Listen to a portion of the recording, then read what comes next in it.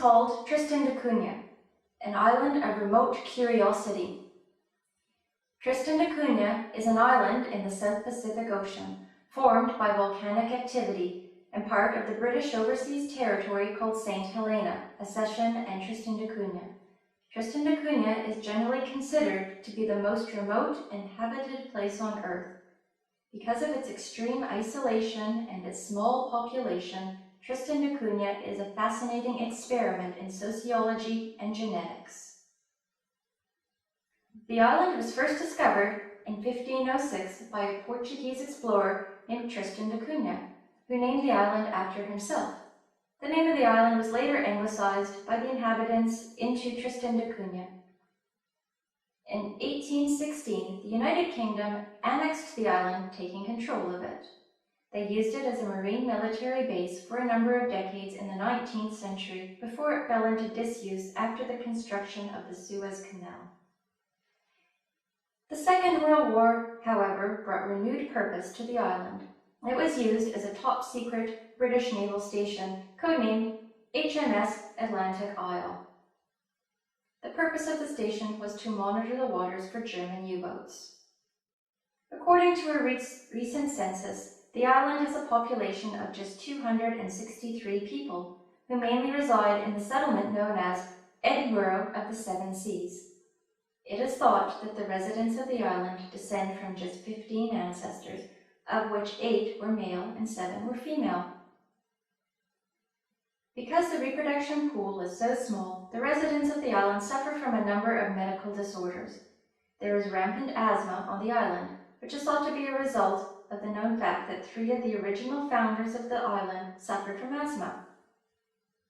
Based on the endemic asthma inflicting inhabitants of the island today, it is thought that there is a genetic underpinning for the condition.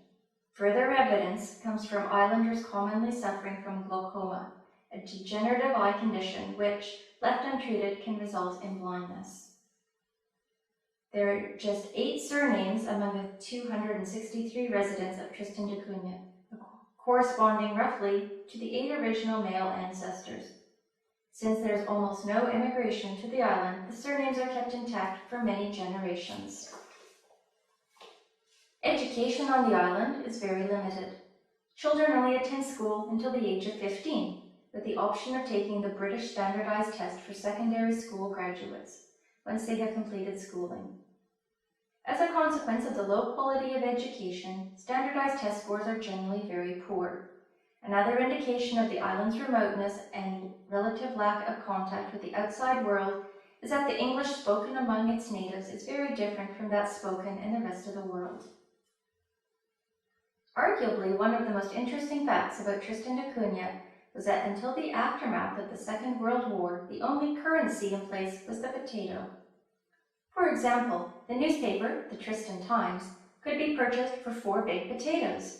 Today, Tristan da Cunha uses the British pound as its currency, which is odd because its neighboring St. Helena, 2,173 kilometers away, of which Tristan da Cunha shares its status as a British Overseas Territory, uses the St. Helena pound and not the British pound. Since Tristan da Cunha was formed by volcanic activity and the volcano which formed is still active, the inhabitants of the islands live in constant danger of volcanic eruption. The last such eruption occurred as recently as 1961, when all the islanders had to be evacuated to England. While some communities around the world participate in fire, earthquake, or tornado drills, the residents of Tristan da Cunha participate in evacuation drills, where they practice the protocol for evacuation of the island in case of volcanic eruption. The Tristan economy is built mainly upon farming.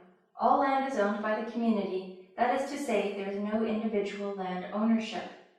Another significant part of the economy is the exportation of crayfish and lobster, mainly to Japan and the United States. A fire that occurred in 2008 greatly affected both the domestic and export economies. Tristanians are fiercely proud and independent people. Even when given the choice to stay in England after exile due to the volcanic eruption, almost every resident returned to the island.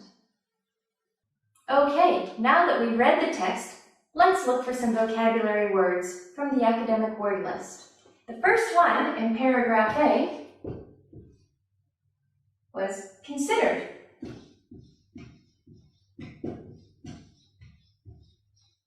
Considered is a verb. However, on the list, you will notice that you don't find considered, you actually find considerable.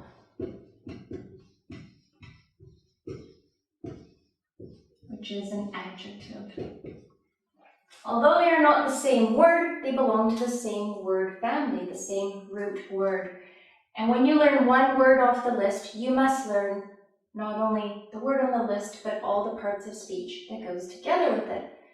To extend that, you should also be learning the word consideration,